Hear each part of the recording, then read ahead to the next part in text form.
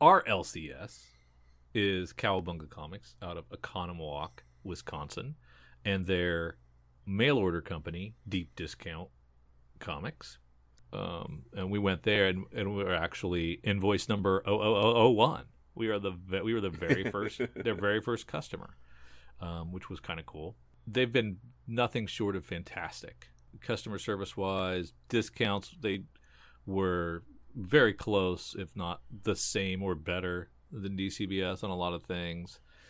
Over and above, customer service wise, always taking care of us, going the extra mile, so responsive, getting instantaneous responses back to questions about things, to the point where knowing the stuff you like and anticipating your needs and having it suggested that you might want to add this to your order already before you even have to think about it. That's kind of cool.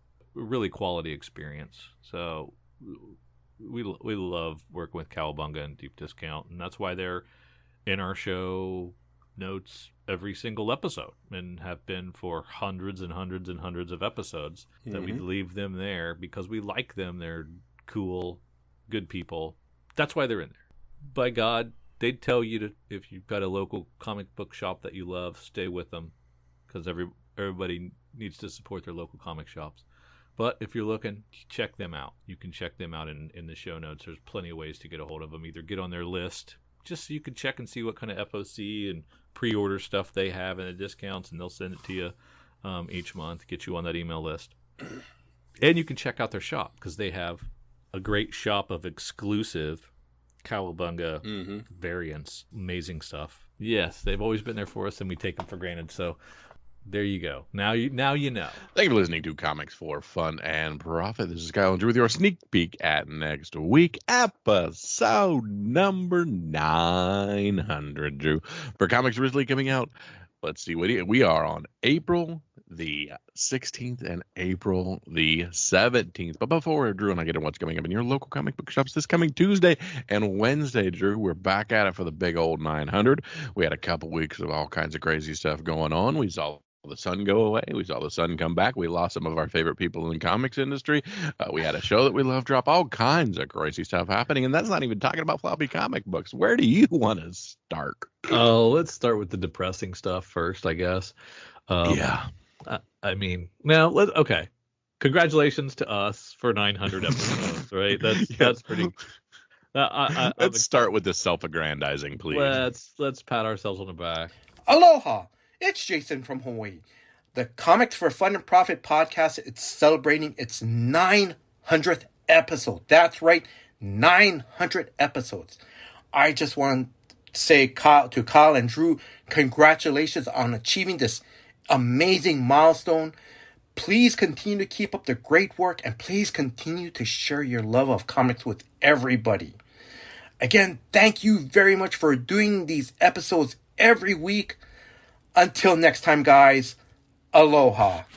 We got to episode 900. Yeah, I haven't stuck with a diet. I haven't stuck with a lot of things in my life, but we got 900 podcast episodes. Yeah. Wouldn't have told you that years ago. So the road to 1,000 starts here. Oh, I guess. baby. So pretty amazing. And that's 2 years away, probably. So 2 years away, we might be able to get to episode 1,000 and then hang them up and walk off into the sunset. Yes, absolutely.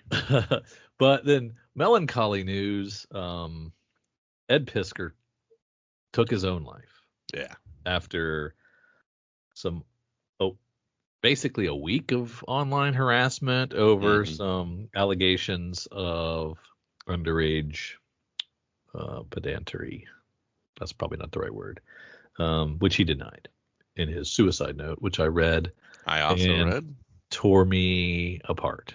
Yeah, it was rough. Basically my roller coaster of the last couple of weeks has been, damn it, Ed, please don't be true.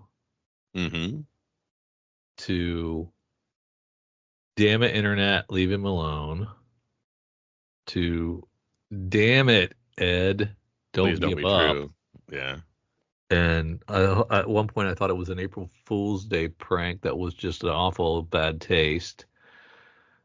And then it wasn't. And then I've just been watching Ed Piskor documentaries and comic kayfabe nonstop for the last 2 weeks, and just thinking they were just getting started. They were just getting started. He's got, he doesn't have a huge body of work. Some of the stuff he's done has been amazing. Hip Hop Family Tree being one of my favorites, and the X-Men comics book. The X-Men book was good. The comics kayfabe YouTube channel has been such a delight with him and Jim Rugg talking comics. They have such an encyclopedic knowledge of the history of comics and the love of comics. You just saw it every day. Comics were their life. They were obsessed with them, and they loved all things comics and the craft of comics. And broke things down from the base up. Yeah. There's no way Jim Rugg can continue this. He can't. I don't think there's any way emotionally he can keep this thing going. So it's going to go away. We're going to lose it. Well, we got 1,600 episodes, of which I've only seen a couple hundred. But they're tough to watch now. Yeah. And selfishly, there was more work I wanted to see of his, and it's just such a bummer that I've had a few suicides in my life in recent years, and I don't get it, because my life's been shitty at points. I've been down, but I've never even contemplated that. Yeah. I don't get it. I do get that the world sucks and life can be hard. But god damn it, people, don't end it. Do not delete yourself from the equation. It gets better. Yeah, it'll get better. And it's just that's just been like I didn't know Ed. Saw him at a con, maybe interacted with him online on Twitter or Instagram, liked his stuff, shouted out his books, maybe got a thumbs up. That was so we weren't friends, but I did have a relationship with him through his show, through his work. I just feel this hole. I feel this hole in my fandom, my comics appreciation, and this lack of who is that positive about comics and comics craft that's going to pick up this mantle, and let alone the fact that he's gone and the hole he's left for his family. And it's just really a bummer. And I tried to do like a special episode. I was going to do a very special episode tribute, and I just, I couldn't like now I can't form cohesive sentences about it. It just gets upsetting, and it's just such a bummer. And I'm kind of like thinking back to when Kurt Cobain died, and I remember that hitting me kind of hard because I was a huge Nirvana fan, but nothing like this. Like, this was like, I really felt like I lost somebody I really knew, and it's really weird. And I didn't think it would affect me as much as it has, but I loved his work, and I wish he wasn't gone. Yeah. I mean, and his love for comics, and we put 900 episodes into this, so we try to, put good out into the world, and our love for comics as well. So see a lot of, compatriots in that, we were both trying to do things to just, shine a light on the joy that we enjoy. And it just sucks that that gets snuffed out way earlier than we had to, because, if anybody deserved 900 episodes more than us, it's Yep. R.I.P. Ed. We'll miss you. We hardly knew ye. We hardly knew you. 41. Too soon. Yeah. Hey, did you watch Fallout yet? Oh yeah. Okay. So I'm on episode 4. I've been barreling through. They gave us it an extra day early. It was very nice of them. Been waiting with bated breath over this big Fallout about you and I, big post-apocalyptic people. Uh-huh. And in the other podcast I do with Dork Day Afternoon, we've been playing some Twilight 2000, so kind of a post World War III nuclear world. So it was so cool to see Fallout where they're in a post nuclear world and stuff like that. It's just, I don't know, it really, I loved a lot about it. So many Easter eggs, so many little things in it, so many things they got right, so many different of the same storyline or of different storylines all congruing in the same thing. Flashbacks to, the one guy in there is the dude from Lost, so I had flashbacks to him in Lost and how much I enjoyed that in it. And So it's well done. It's super well done. It's very well done. And I've only played Fallout 4. Yeah, you'll be fine. I mean, it's you know who the Brotherhood of the Steel is, you know who the Institute is, you know the world, you know Vault Tech, and all that stuff is in its perfect glory there. I don't know if you know Dog Meat from 4, but like that kind of stuff is all. Is really Malcolm McDowell involved? Which one? Who is he? He was the president. Oh yeah. Because he was not in any of the trailers, and I was like, how could they leave him out? Can you tell me, or is it a spoiler? No, he's not really in at the moment. Okay. Or at least what I've done so far. Okay. Is not a ton. Okay. Not a giant main character, but go ahead and check it out, huh? Yeah, very, very, very much. It's no Why the Last Man debacle. So far, it's so much better. But yeah, between Michael Emerson being in it from Lost, and of course Walter Goggins, one of my favorite actors in a long time. I love everything he's in.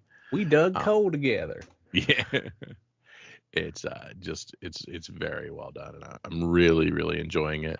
And I could have just blew through it, but I'm legitimately savoring it. I after 2 episodes, I thought I'm not gonna watch this to the wee hours of the night. I'm gonna stop, put a pin in it, and do another one, then do another one, and enjoy them and give them my full attention instead of how I quite often passively watch things. Yeah, I was thinking, is this a show that I should try to wrote my wife into watching, and I was like, yes. She never played the game. I don't know if she'd like it. Doesn't matter. Doesn't matter. It's that good stuff. Yeah. Okay. And again, when it's finished, I'll be comparing it to things like Walking Dead and The Last of Us for both its post-apocalyptic genre and the way it's based on things I love. So yeah, being based on properties, that's very, very, very cool. All right, what else? Anything else going on media-wise? So yeah, we had the Paramount Plus kind of their big thing that they had, their upfronts, if you will, and they released a couple things that I thought were pretty cool. You won't care as much, but of course the continuation of Avatar: Last Airbender, G.I. Joe crossovers on things. This is the R-rated Teenage Mutant Ninja Turtles, and then right? The adaptation of the R-rated Teenage Mutant Ninja Turtles following The Last Ronin. So, is that going to be for violence? It is a R-rated, ultra-violent take on Teenage Mutant Ninja Turtles. Is how it's being talked about with them. Very cool. I am all for all of those words and all of those things. You like everything about that. Yeah, absolutely. Yeah, so Paramount has done a lot of really cool stuff, and I'm here for a lot of that. So R-rated TMNT. I didn't think I'd see the day. Yeah, and I really liked Last Ronin. I think it's a great story. So seeing them, I still haven't read into that and stuff. Still haven't read it. I need to probably pick that up at some point. Well, I've got several copies that I'll sell you for a pretty. I'll get like the 8th printing. No need for that. No need for that. But yeah, that was another thing that piqued my interest quite a bit on that. So always love when one of your favorite comics is adapted, but super scary because, of course, you referenced Y the Last Man and Yes. the absolute cinematic car wreck that was. Yeah, exactly. All right, well, let's see if what you just said had any influence in our Hot 10. Yeah, let's head on over to good friends at comicbookinvest.com. Look on their top 10 for April the 12th and start with the number one book. And sure enough, it's Teenage Mutant Ninja Turtles: The Last Ronin, number one. Announcement of an R-rated feature has created stir in the market as the Last Ronin series has been a spec darling since its initial release. Recall that there are numerous variants of this book, including multiple printings, incentives, exclusives, director's cuts, and all that. And we are focusing on the first print cover A at the moment, though. While prices have been pretty high for some time, I still see the price trending above $100 for Rawls across the board. Recall that this is an oversized prestige format square bound book, so high grades are easy to maintain, as evidenced by a multitude of CGC 9.8 sales ranging from $240 to $300, including a CGC 9.9. A 9.9 even sold at a best offer for $475, while there are multiple still available in the current market. Boy, I want to send mine in. So good, so awesome. At rank 2, Usagi Yojimbo The Crow, number 1 in 40. Only 2 sales this week, but there are none out there, and that last sale was a monster of an auction. It seems suspect given the jump in price, but considering how some folks are willing to shell out major bucks for some of these variants these days, we are not totally surprised. It will have a hard time maintaining that price, but then again, who knows when another will even come up for sale again. What price and is they that? never did say the damn price in this article. So they talked it up and how hard it is to believe the price, but they never tell us the price. So just FYI, big sale. Yeah, very helpful. At rank 3, DN Agents, number 24. Dave Stevens remains a force on the aftermarket as collectors seem to be getting priced out of some books and then moving on to the next classic cover. Raws have climbed from $30 a couple weeks ago to cracking 3 digits this week. High sales of $120. Yes, a copy sold for $37 raw this week, but that was for a low-grade copy with significant cover damage that demonstrates the ride these Dave Stevens books have been on as of late. Huh. And at rank 4, The World of Wood. Wally Wood writing, Dave Stevens on the cover, and another Stevens book blazing up the market. This is another book that has had quite a ride this week, setting new benchmarks with every few sales.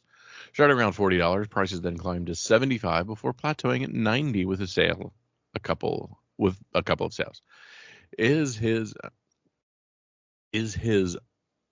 another $100? Oh, is this another $100 plus Stevens cover? And will these prices hold as an overdue price correction, or will this fall back down to where they were before the Dave Stevens train left the station?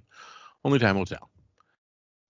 At rank 5, Thrawn Alliance is number 4, the 1 in 25 cover. Another month, another Thrawn incentive variant. We should be used to this routine by now, but unlike the last one in 25, I would personally say that the art on this one is pretty solid by EM Gist. Yeah, better. Whatever the case, this has been selling this week for a steady $50 to $60 and even hit a high of $88. Triple ratio, we love that. Yeah. We'll see how the prices hold on this one, as the other 1 in 25s for this series have had inconsistent results, with the bulk of them lingering in the $35 range as of today.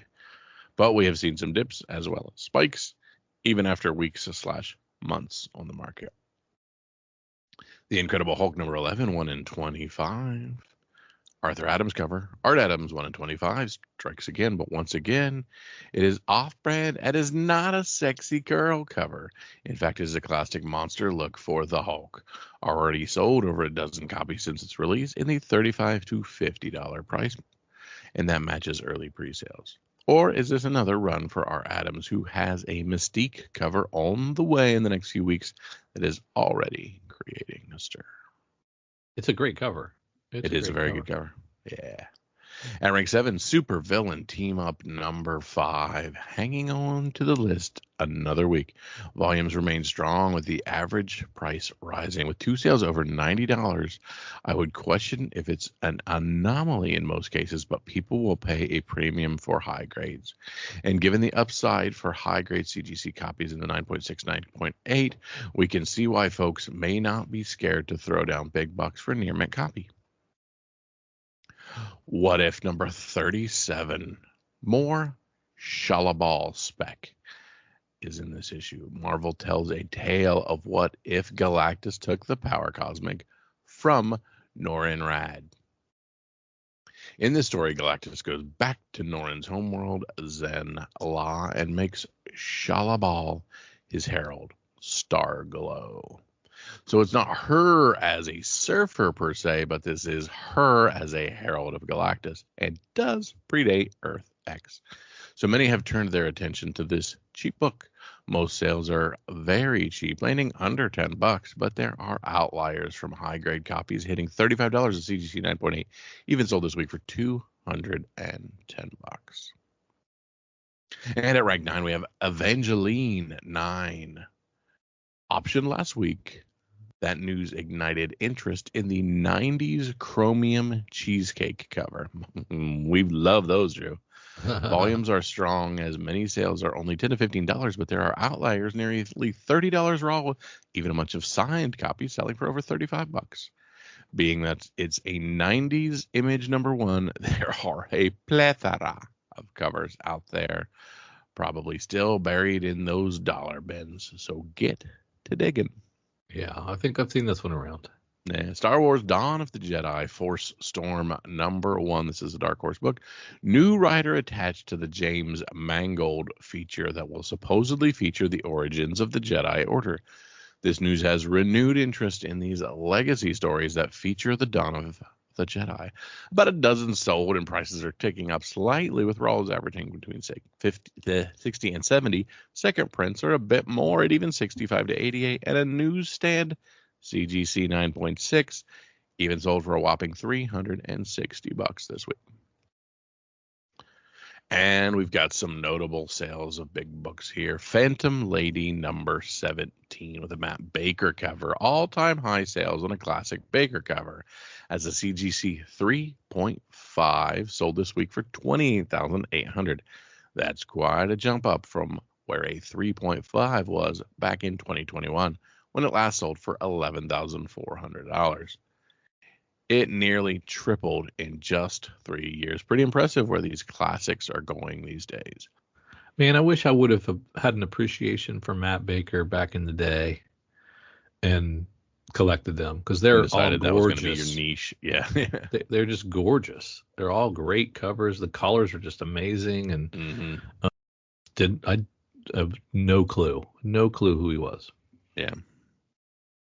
And Punch number 12. On the flip side of the coin, a book doesn't have to reach all-time highs to be what we consider a notable sale.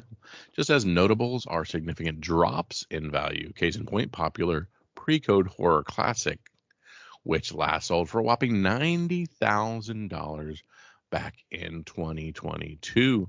And then only 16 months later, the same CGC 5.5 grade only sells for $60,000. A $30K hit after just over a year is also a notable sale. So keep that in mind in case you are a big baller collector who has all the money to play in this yard. It's not always peaches. It's not always rainbows. Yeah. That's crazy. Yeah. But I think I remember when this was on the list. Mm-hmm. Back in 22. I think I remember this being celebrated. Yeah. That's I'm still celebrating a $60,000 sale, but I see what they're saying. Yeah, not if I paid 90. I think. 100%. Yeah. All right, Drew, let's head on over to see our Marvel previews April for June 2024. The Ultimates hanging out on the cover. Scrooge McDuck by Jason Aaron, a thing. We've got Dazzler Mini, but we are going to start with Deadpool and Wolverine World War III, issue 2. So we're not even starting with a new book.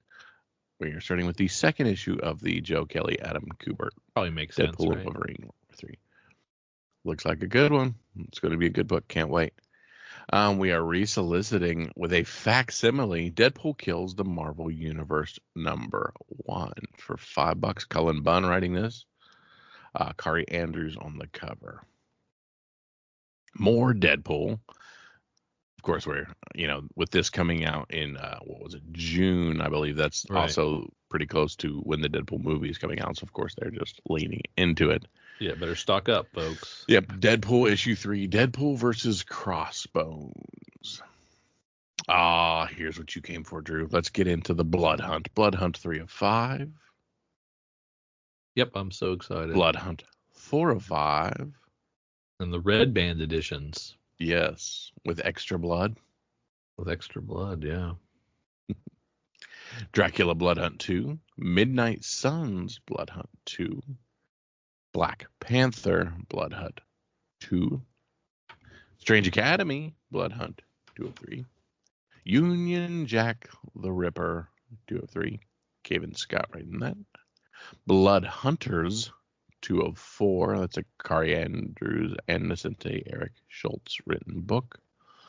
All kinds of people on that one. Wolverine Blood Hunt #1. So we're launching. We've got some of them dwindling down on 2 of 3, but Blood Hunt ain't going nowhere because we are starting issue 1 of a 4-issue series. Logan Fights Back the Darkness. Yeah, there's tons of these. My God. Yeah, Wolverine Blood Hunt 2 of 4, so it looks like it's double shipped, so it will probably end at the same time as the 2 of 3s. It's just going to double ship the next few. X-Men Blood Hunt Jubilee. Someone I would not think would be involved in a Blood Hunt. Jubilation Lee. X-Men Blood Hunt Magic #1. Rod Rice cover. Oh, I see there's a Peach Momoko cover there as well. And a few others. Magic does some good covers. Amazing Spider-Man Blood Hunt 2 of 3. A variant by Bjorn Barons on that. So that's going to be exciting to see what that is. Blood Hunt tie-in Venom 34. Miles Morales, Spider-Man 21, having a Blood Hunt tie-in. And a Scotty Young cover. So we'll see how much blood that Scotty Young cover gets. Avengers 15, also Blood Hunt. Boy, if you're not doing a Blood Hunt, you ain't getting nothing. Even my beloved Fantastic Four is doing a Blood Hunt tie-in. Yeah. I cannot believe that. Yeah. Nobody is safe. No, I think they're saying you're in regardless of whether you want to or not. Moon Knight's got a Blood Hunt. Wait a minute. There's an X-Men 35 that doesn't look to be a Blood Hunt. It's Legacy 700. So it'll be how much? Let's say $10 for $10 pages. Wow, that's a new one. Yeah. But no. Spidey always did $10 big numbers, didn't they? Yeah. And then we have a Steve Orlando written Jacopo Camigni Scarlet Witch #1, and they are doing a interesting Alexander Lozano variant there. Jenny Frison gets a variant cover also on Scarlet Witch #1. Scotty Young, of course, gets his things, and Tran Len gets some covers. So that's. I didn't even realize this had ended, and it's relaunching already. With the same creative team. Same creative team. Well, at least the same from writer. the beginning. Yeah. And taking a complete left turn from Blood Hunt, Uncle Scrooge and the Infinity Dime #1. And okay, so we got Uncle Scrooge, and we have Alex Ross covers. We have Frank Miller covers. John Romita Jr. covers. Peach Momoko covers. Scotty Young covers. J. Scott Campbell covers. Gabrielle Del Otto covers. Joe Quesada covers. Walt Simonson covers. Steve McNiven covers. Wow. For Uncle Scrooge, written by Jason Aaron. Well, you know what? Infinity Dime, is that like the Infinity Stone? I don't know, but why don't you use this IP that you own? Mm-hmm. Right? Why aren't they doing more of these comics? Yeah. They should do a whole line. Mm-hmm. The Ultimates #1, Denise Camp. Who's writing it? Dennis Camp. Sorry, is that how you say Dennis now? I guess. I guess I completely checked that. Or Denise. Yeah, that's what I don't know. As a person whose middle name is Dennis, I kind of took a left. Never seen that one before, yeah. Ultimate Black Panther 5 continuing on. Ultimate Spider-Man 6 continuing on. Ultimate X-Men 4. Thanos Annual #1. Welcome to Infinity Watch. Venomverse Reborn #1. The darkest web is respun. Dive back into the darkness of the Venomverse with stories of symbiotes from all over the multiverse. So, is this the next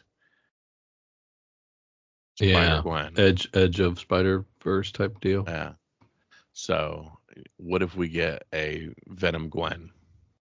There you go, man. You Or better a get Venom up. NJ.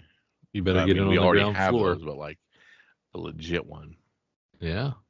Yeah, if we look at the cover of the second, we've got, Venom Devil Dinosaur, and of course the Venom, a lot of the Venoms we already have, but I'm sure there's a new one they're not showing us here that might be a big deal. X-Men Heir of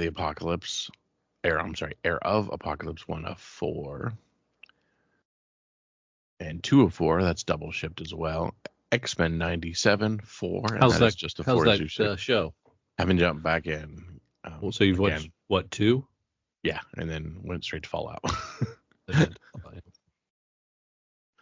Wolverine Madripoor Knights, also ending on 5 of 5. Miss Marvel Mutant Menace 4, ending 4 of 4.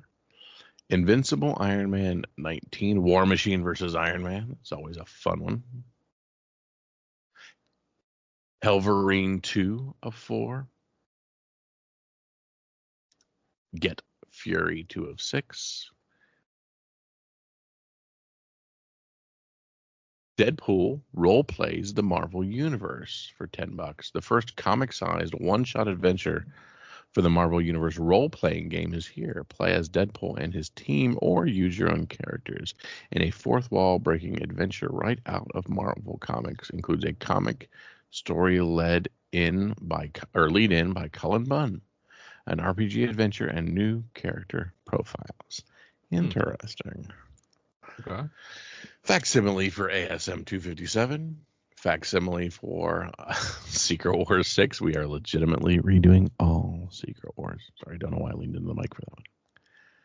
Godzilla #1, getting a facsimile. Godzilla King of Monsters. That is the old 1977 version of Godzilla. Getting its own facsimile.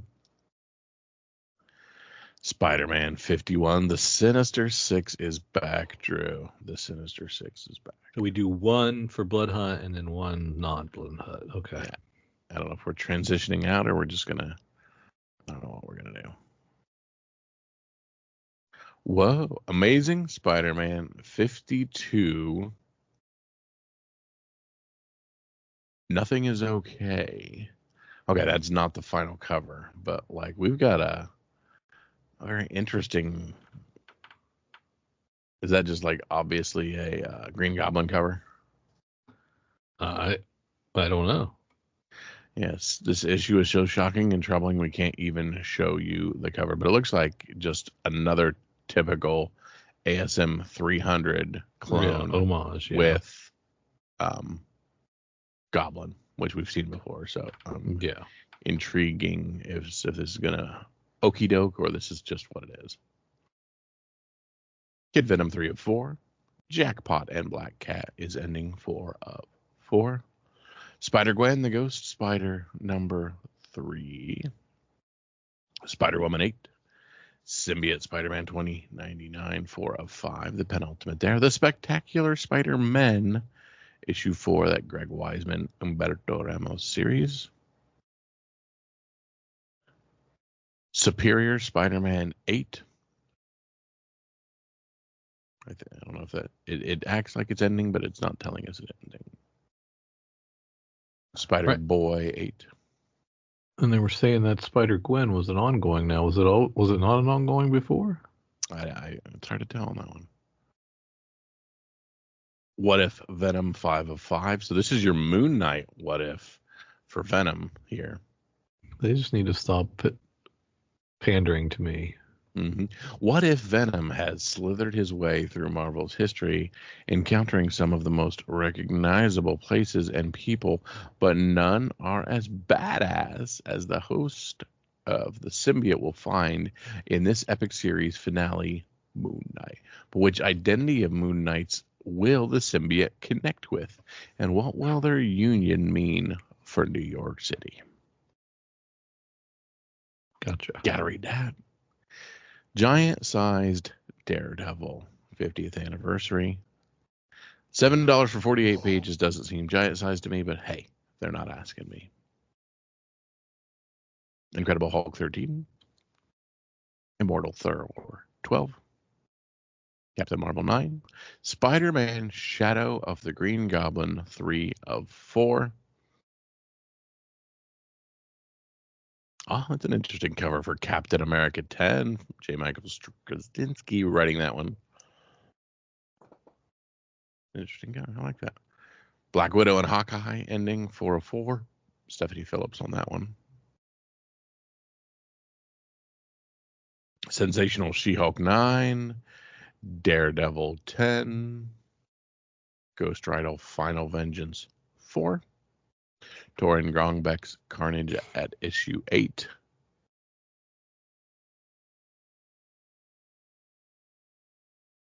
Aliens What If 4 of 5. This is the one that has Carter Burke in it.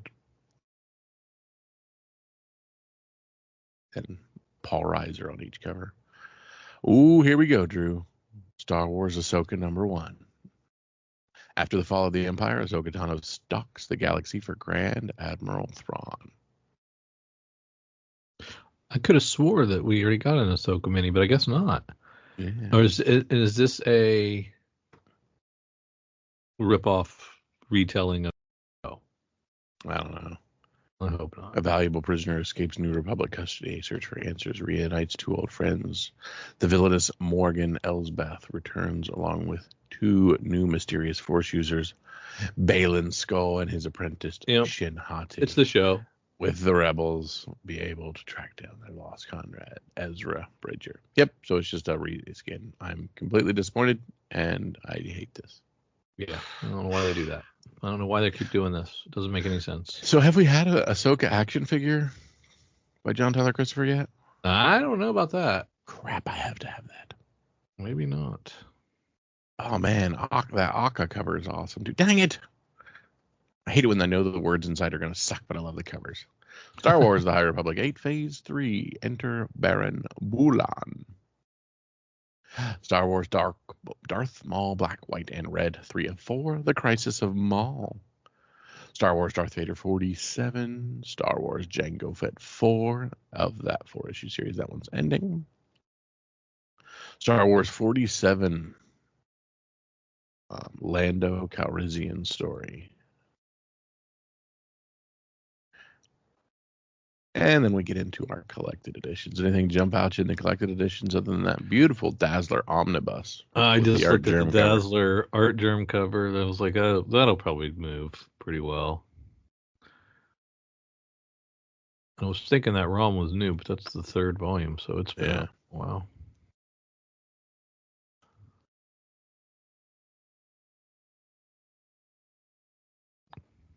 Gang War. Okay, I was going to say Gang War is being collected. We went through this a little quick, but like so much blood hunt. So much blood hunt. And you're either in or you're kind of out, so it wasn't something I thought we needed to. Yeah. Available in July, Vengeance of Moon Knight Volume 1. So all those Vengeance of Moon Knight 4 issues for $16 there.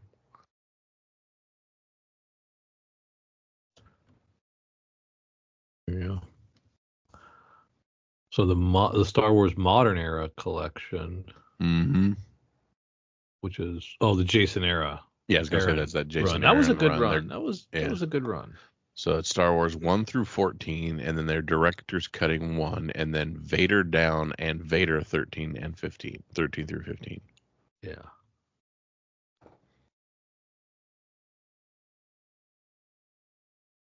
But it's all about Blood Hunt, and it's all about Wolverine. Yeah, so I'm gonna take a different tack this year. I mean, I'm not gonna, or this event, not this year, because Gang War was just a couple of months ago. Mm-hmm.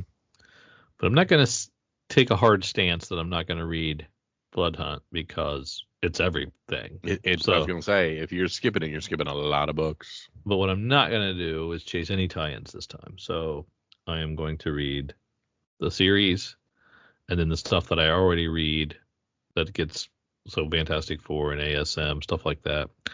That's already on my pull, and I'll just read those Blood Hunts, and I'll just, if I miss stuff, I miss stuff.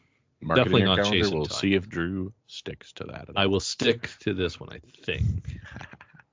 All right, Drew, you know what else we're going to stick with? We're going to stick with heading over to our good friends at Cover Price and looking for their items for the week of April 12th. Let's start with their number one book, and they're talking about Earth X number 12, the year 2000 book. It was just a few months ago on the December 4th top 10 when Hercules Twilight of a God number 1 made our list due to strong rumors of Marvel focusing on a female version of the Silver Surfer.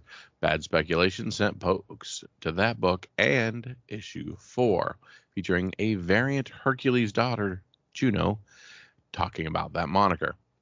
The first appearance of Frankie Ray, possibly played by Anya Taylor-Joy, who was the most likely candidate at the time, and the first iteration of female Silver Surfer in The Nth Man, the Ultimate Ninja number 1, were also hot books. However, not many expected the recent news that Julia Gardner would play Shalabal as the Silver Surfer in Marvel's The Fantastic Four.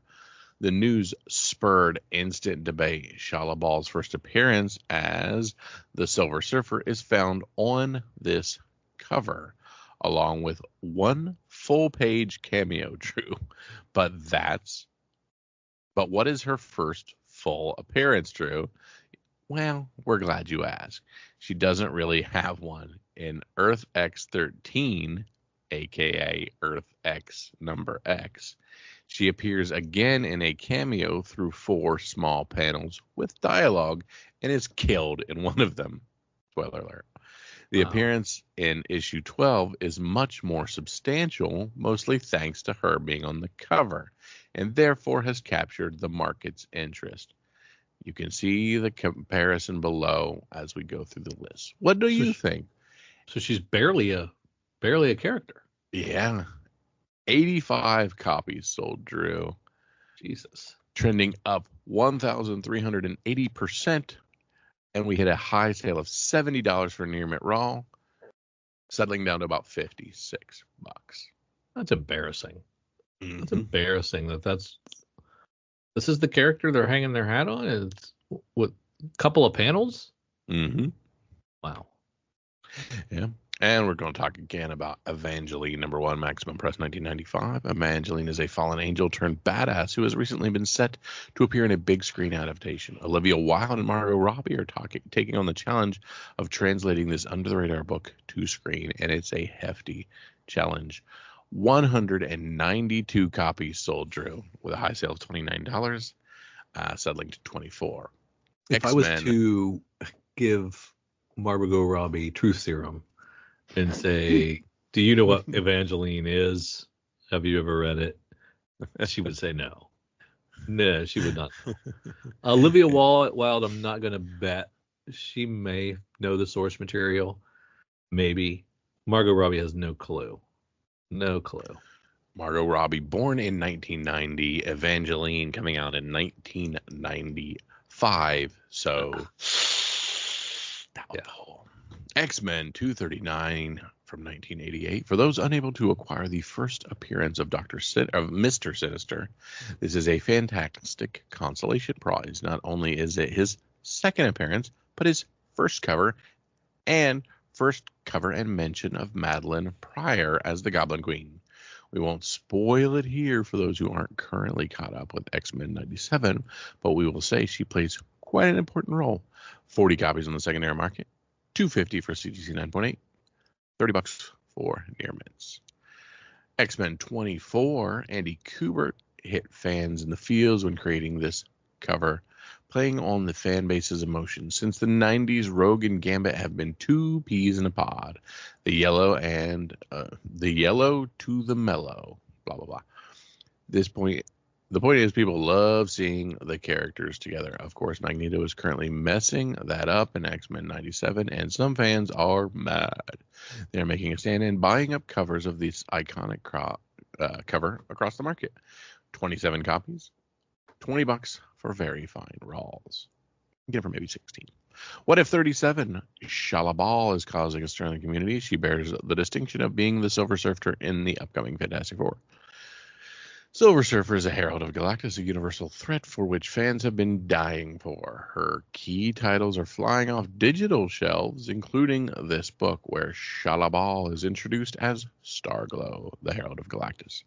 44 copies, $35 for near mint, 19 being the fair market value. Of course, all this talk of Silver Surfer, issue 6, number 6 on our list, Silver Surfer 1 from 1968.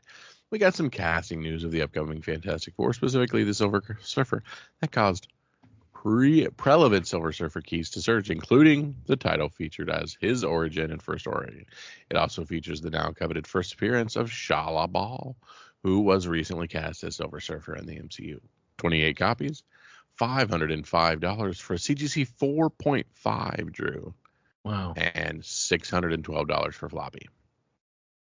We've talked a little bit about Geiger and the 80-page giant that came out a couple years ago. So far, the 3 new characters introduced in Ghost Machine #1 have been seeing some aftermarket love, specifically Redcoat, who first appeared in this book.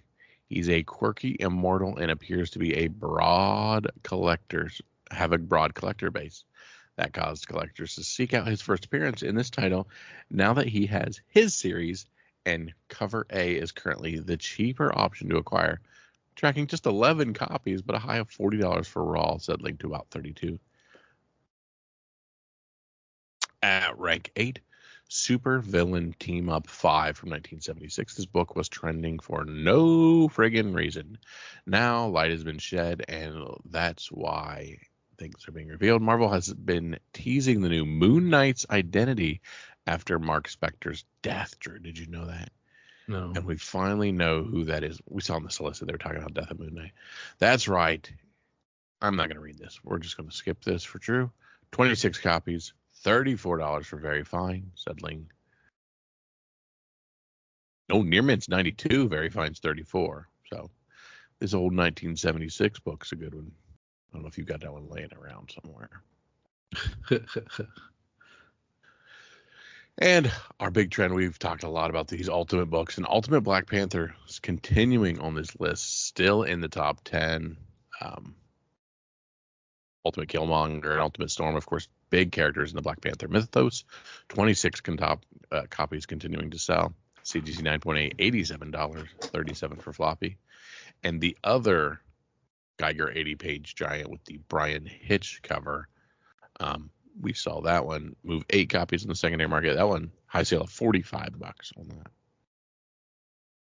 Oh, yeah. I'm sorry. You said the Shroud, right? The new Moon Knight? I mean, yeah, that was what I was saying. Yeah. He's the old West Coast Avengers guy. Yeah. Yep. I wasn't impressed with that reveal. Gotcha. Just wasn't sure. Rank 11, we have another Geiger regular cover #1. Sold 17 copies. High sale of $60 for a CGC 9.8. Boy, that's not worth sending in. The DNA Agents, number 24, we talked about that earlier, sold 8 copies with a high sale of $101 for a very fine raw copy. At rank 13, we have the Uncanny X-Men 244, selling 27 copies with a high sale of $32 for a raw, and near mints closer to 35. Rank 14, our old buddy Spawn #1 sold another 41 copies with a high sale of $40 for a raw. At rank 15, we have the Uncanny X-Men 266, which sold 23 copies and There's a high sale of $685 for the CGC 9.8. Raw's around $138. That's first Gambit, right? Mm-hmm. Rank 16, we have Batman. Kind Killing of. Joke. Yeah, kind of, right? How Killing Joke sold 10 copies. That's crazy. And why? Christopher Nolan says The Killing Joke was the influence for the film version of the Joker in The Dark Knight. Okay. This perfect CGC 10.0 copy sold at Heritage Auctions for a monumental $28,800. 10 copies of this sold with Raws around $82. I have like a sixth print of this. Yeah, I think I have got a couple of third or fourth or something like that. Wolverine number 8 sold 16 copies. The high sale of $380 for a CGC 9.8. Near mint's going for around $95. At rank 18, we have the first Dazzler number 1, which sold 12 copies, continuing to sell, not the hundreds of copies it was selling earlier during Swift Mania. Those 12 copies sold for about $20 for very fine Raws, which ain't too shabby. At rank 19, we have Fantastic Four, Volume 1, number 49. 14 units of this one sold, and this is Galactus's first appearance. Is that right? Or is this a Silver Surfer's first appearance? One of those. That's one of those. And this sold for $20,400 for a CGC 9.6. A fine Raw sold for $726. Man, condition is king, folks. Yeah. Rank 20, rounding out our list. The Uncanny X-Men 282 with Bishop. That's supposed to be the first Bishop. Yeah, it's his first appearance. 29 copies of this one sold. High sale of $35 for a CGC 9. $35 for a CGC 8.5? That's got to be a typo, right? Well, It has to be. Yeah. At least it has to be at least $135 for a CGC 8.5, I would hope. Yeah. Near mint's around 15, maybe not. But if you sent your CGC in and you got, well, I guess it is only an 8.5. Yeah, your 8.5, you actually, you lost some money on that. Yeah, that that's transaction. All right, that's it for comics heating up. All right, Drew, we've looked at the things on the secondary market list, but boy, we would like to see what's coming in the next week. So I'm heading over to our good friends at Lunar Distributions. I am looking at new releases for the 16th, and boy, I like that. Batman Off-World number 4, Leslie LaRue Lee cover. It's very, very cool.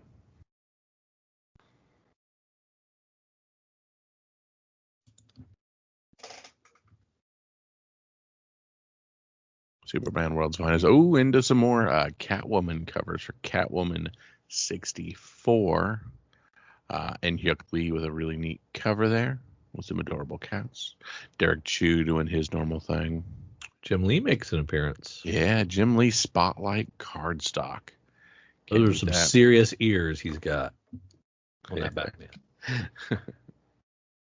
And we do not apologize for the ears. Crisis on Infinite Earths number 1 facsimile. Mm-hmm. Green Lantern War Journal. J. Garrick the Flash 6.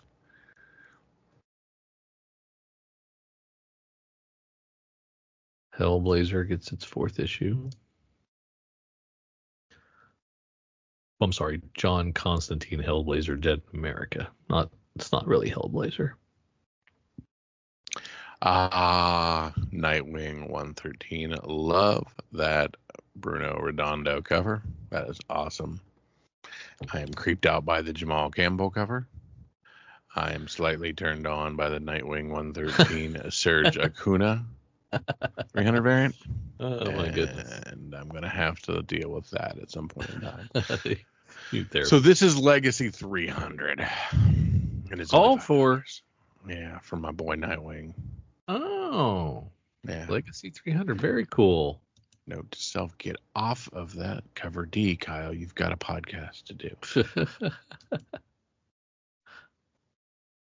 Like, congratulations, Nightwing. Yeah. On the night that we did 900 episodes. Congratulations on That's your right. sweet little 300 that you've achieved. That's cute. It's adorable, yes. Call us when you Superman. get close. 13 cover B, Lee Bermejo with a nice little card stock. I don't know why I said little card stock. It's a beautiful cover. Oh, we got April Fool's covers? What? Why do we have April Fool's covers halfway through it? Never mind. Comics, that's why. Yeah, reasons. That's a neat one, though. Monkeys. You love your monkey covers. I do love my monkey. Wonder Woman 8 cover B, Julian Totino Tedesco cardstock cover with the gold-plated flying Wonder Woman. That's pretty wicked, and a stark transition from the Daniel Sampier cover A, which I also really like. Yeah. And on the 17th, we have Cobra Commander's 4th issue of 5. So it's wrapping up. Good cover. Not as good as Duke. There's the Free Comic Book Day Energon Universe Special, which has got some new stuff in it. Track that down. Love that Energon Universe. Kill Your Darlings 8. Really nice. Back to School finishes up finally. Moonman 2. That's the Kyle Higgins Scott Cuddy book, or Kid Cuddy book. Oh yeah. Salmon Twitch Case Files number 2. I enjoyed the first issue. I hadn't read a Salmon Spawn, Twitch for a you're long not time. much in the Spawn verse. No, but I like crime books, so yeah, it's very good. This very works. True. It checks a box for me. And just a reminder that Something Epic number 9 cover D is a Limp Bizkit album cover variant. Just FYI. Oh, okay. Yeah. Tuskers number 3. A group of conservationists must save endangered African elephants from poachers. Comics Experience book. You and I hits 3 of 6. Walking Dead hits 8-7. Ooh, some neat covers for Walking Dead. Yes. Over to our Boom titles. We get the 3rd issue of Animal Pound, and I don't remember reading the 2nd, so I'm going to check that out. A big boom on the aftermarket. I Heart Skull Crushers. The 2nd issue here from Boom, from Josie Campbell. That book did very well in the first one. Yeah. Wonder why. Apparently a really good story and very good character. Who knew? Right. Zach Avengers. Thompson. Yep. Go ahead. Zach Thompson and Nicola Izzo with Annie Wu are doing Blow Away, number 1, about a wildlife photographer isolated in a remote cold of Baffin Island. So that's interesting. Noir crime, Drew. Noir crime. Yeah. I really like the cover for Avengers Twilight number 5. The Ben Sue Lightning Bolt variant with our boy Hawkeye on it. Yeah, that's a great one. And by the way, Avengers Twilight's really good. I read the previous 4 issues in like 2 nights, and I really, really liked it. It's like just like an Elseworlds type of It's very much featuring a female Hawkeye, and then of course we have Hawkeye and Black Widow here. So it's neat to have two Hawkeye books in there. Yeah. I think you'd like the goodness, Avengers Twilight. You like the Old Man Hawkeye stuff, right? And the 100%. Old Man series. You'd like Avengers Twilight. Yeah. And of course, Black Widow and Hawkeye too. We are getting that Windows Shades cover that we were waiting with bated breath for. Thank goodness. Yeah. I can complete my collection.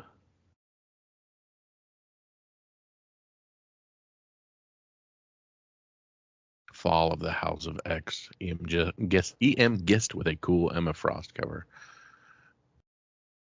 Some great giant size Hulk #1 covers. I love the head covers on David Barden's doing.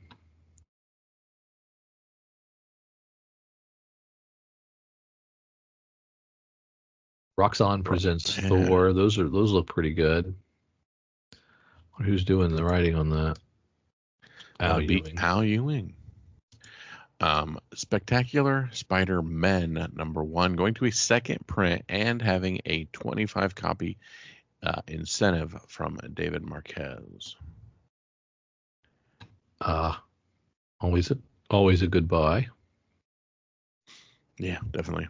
Spider-Boy on issue 6. Interesting Ben Sue vampire cover for Spider-Boy 6.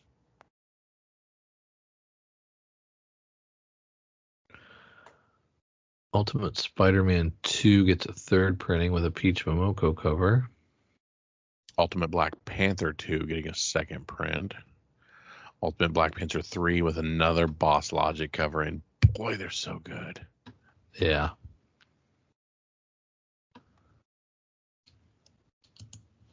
Weapon X1 getting a second print. Nothing in Dynamite.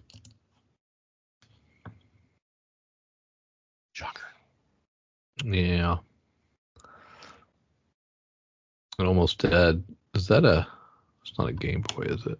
Something else. It's just one of those little, that's a digital recorder. Gotcha.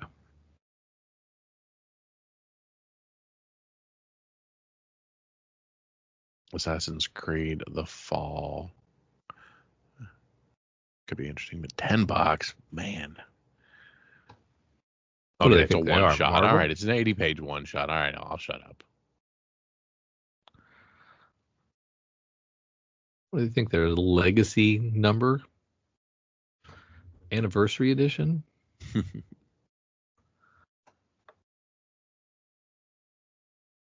Dudley Datsun, #1. This is from Dark Horse. What is Dudley Datsun? Who is Dudley Datsun? It's not a Scott Snyder, Jamal Igle book. So that's a good pairing. This is a sci-fi about a boy, his dog, and a machine that controls time and space. Darkstalkers Jeddah #1 from Udon Entertainment Incorporated. Our boy Tim Seeley with Alberto Albuquerque doing that book. A very Love Me a Romance Story #1 from Mad Cave. Francisco Perillo and Stefano Cardoselli. I love the concept. Robots like JoJo have taken over the tasks humans no longer want to perform. That's how it starts, True. That's what I want, man. I'll hand over the keys. Take care of it. Man's Best #1 from Boom by our good friend Pornsack Pinochet, going to a second print.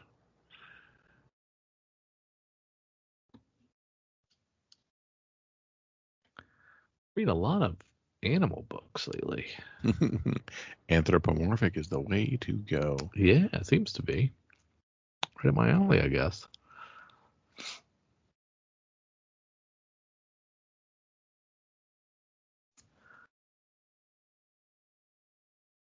Mike Myers, a big fan of the Penthouse comics. A lot of good writing in those. He seems to be raving about them. So Hmm. they're really great anthologies. TMNT Untold Destiny of the Foot.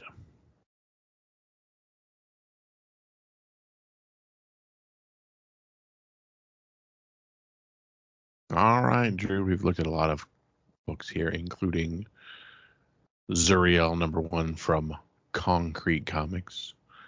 That's an interesting one. But only one book can be your pick of the week, Drew. What is the one book to make sure you head to your local comic book shop and pick up because it's going to be good? Oh, man.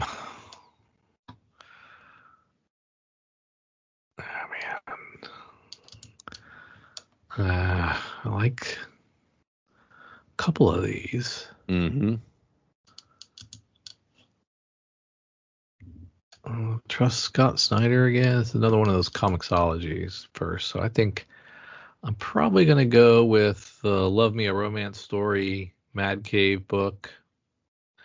I'll go with that one. It's a little more original. First time it's in print. Yeah, I'm going to go with that one. Kyle's going chalk, baby.